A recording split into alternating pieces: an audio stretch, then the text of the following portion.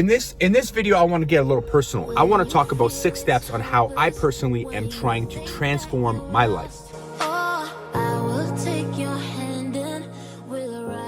With these 6 steps, I feel like it's easier to maneuver through this world. Not being a follower, but being a leader. So step number 1, being a winner. For you to be a winner, there's a lot of competition. Anything you do, you take as a competition because it is true. If you have the passion, amazing. If you don't, find it. Because if you don't have the passion, you're always going to be lagging. You know, and you don't have to be the best in the world at what you do, but you have to thrive to be the best. Because if you don't hit first, you'll hit second place. But if you don't try at all, you ain't getting nowhere. So always be a winner. But if you lose, you're still a winner because you've tried. Becoming a winner means you have to consistently fail. Failure has to be part of your agenda. If you're scared of failure, or if you're feeling uncomfortable in a position, then you're in the right place. If you want to win at something, whether it's a new job, whether it's something sports related, you know, you want to be a better person, you want to give back to society, whatever it is, everything has wins and losses. But if you don't consistently lose with the intentions to win, you will not be a winner. Because you cannot just fall on the map of winning without failing. It just doesn't work. So be prepared to fail, but fail consistently so that you can become a winner at anything that you do. You want to be more active, whether you're an introvert or an extrovert, either way, be a team builder. So if you lack communication skills, take a communication course, get out there, network, talk to people, go on Facebook, make some friends. Just become more active in society. You can volunteer work, you can go out there and do, you can do many things related to team building. There are a lot of activities, and with the internet nowadays, you can research anything you want.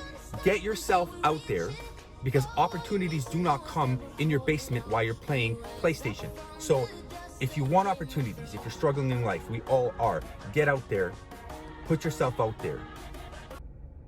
She just killed my video. Yep, she just murdered my video. Thank you.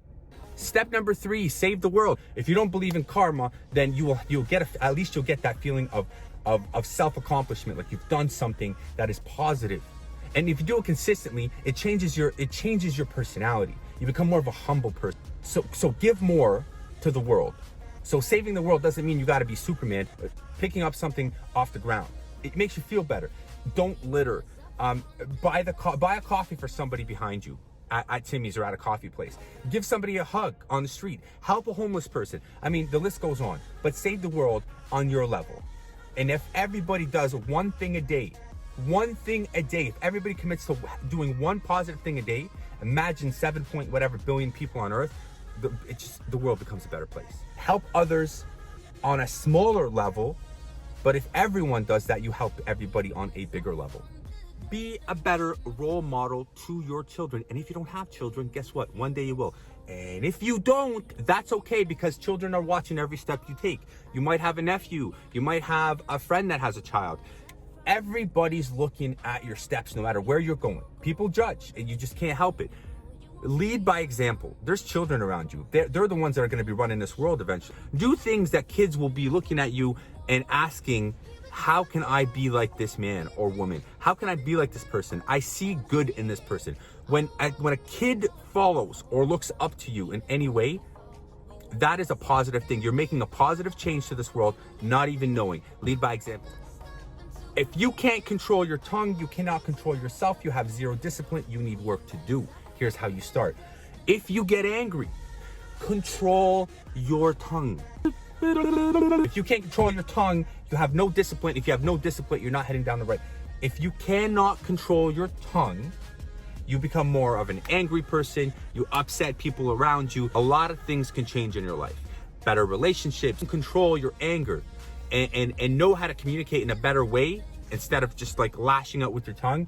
You just looked at as a better person. You want to really shift to that level and becoming a better person. Everybody struggles. A lot of people struggle more than others. But if you can control your tongue, like moi, I have issues with it. I'm an outspoken person. And it's okay to be outspoken, but control your tongue. Don't be vigilant. Don't be violent with your tongue, because I'm telling you, with your tongue, you can hurt a lot of people. Controlling your tongue will give you more control over your life. Humble yourself. These 6 steps are more geared towards making yourself a better person. And finally, this is one of the hardest things, and most people think like, oh, okay, well, yeah, sure, I'll do that. But this is the hardest step of all of them. So I'm leaving the best for last. Being patient. Now, if you're a religious person or understand anything about religion, patience is mentioned, I think 71 times in the Bible, approximately 90 times in the Quran. It's mentioned a lot of times. There's a reason behind it.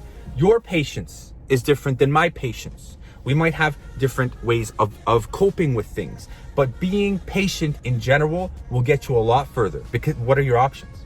It's either you're going to be patient or you're going to be angry, or, you know, things are not going to go your way. Patiently work through it.